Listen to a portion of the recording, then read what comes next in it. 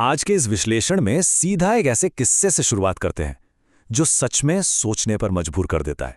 कोई लंबी चौड़ी भूमिका नहीं, बस एक ऐसा ऐतिहासिक पल जो एक बहुत बड़े नेता के असली चरित्र और उनके उसूलों को पूरी तरह से खोलकर रख देता है। अब जरा सोचिए, क्या आज के दौर का कोई बड़ा राजनेता एक सरकारी बैठक के नाश्ते का खर्च अपनी जेब से भरेगा? शायद नहीं। लेकिन आज़ादी के ठीक बाद के दिनों में एक बहुत बड़े राज्य के नवनियुक्त मुख्यमंत्री के सामने एक सरकारी बैठक के खर्च का पर्चा आया।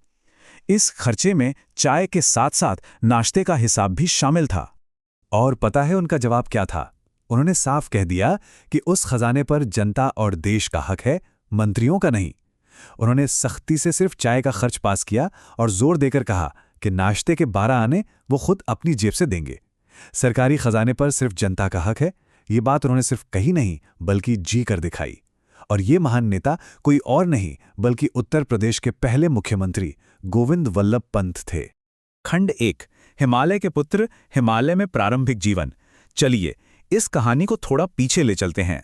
सितंबर 1887 में अल्मोड़ा के खूंट गांव की शांत वादियों में उनका जन्म हुआ। बचपन में उनका वजन थोड़ा ज्यादा था, इसलिए बाकी बच्चों की तरह खेल कूद में वो ज्यादा हिस्सा नहीं ले पाते थे। लेकिन उनका दिमाग वो असाधारण रूप से तेज था। ये बात बिल्कुल साफ हो गई थी कि उनकी असली ताकत उनके शरीर में नहीं बल्कि उनके कमाल के दिमाग में है। एक बार की बात है, विद्यालय में शिक्षक ने एक बड़ा ही दिलचस्प सवाल पूछा। सवाल था कि अगर 30 मीटर लंबे कपड़े को रोज 1 मीटर काटा जाए तो पूरा कटने में कितने दिन लगेंगे? पूरी कक्षा ने एक स्वर में कहा 30 दिन। लेकिन नन्हे पंत ने पलक झपकते ही बिल्कुल सही जवाब दिया, 29 दिन। तेज बुद्धि का ऐसा उदाहरण बचपन से ही दिखने लगा था। और यही कुशाग्र बुद्धि उन्हें इलाहाबाद विश्वविद्यालय तक ले गई। 1909 में कानून की परीक्षा में सबसे ज्यादा अंक लाने पर उन्हें प्रतिष्ठित लम्सडन पुरस्कार मिला, एक शानदार स्वर्ण पदक।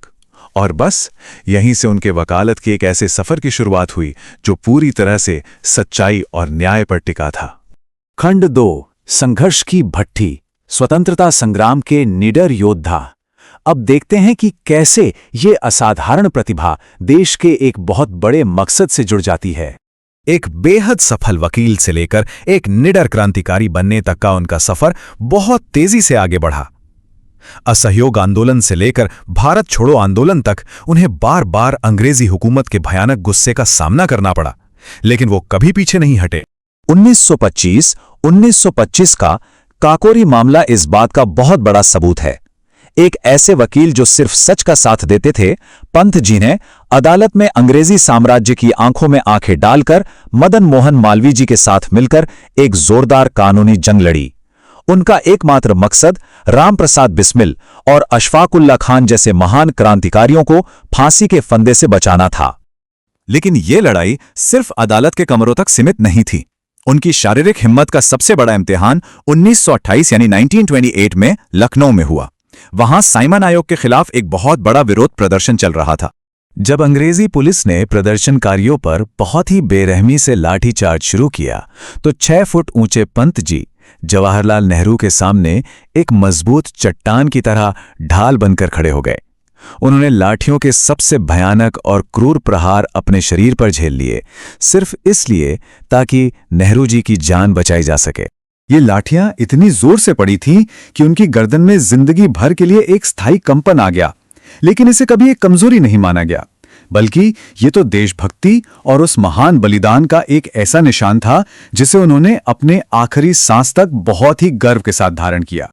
खंड 3, निर्माता, एक राज्य और राष्ट्र का निर्माण।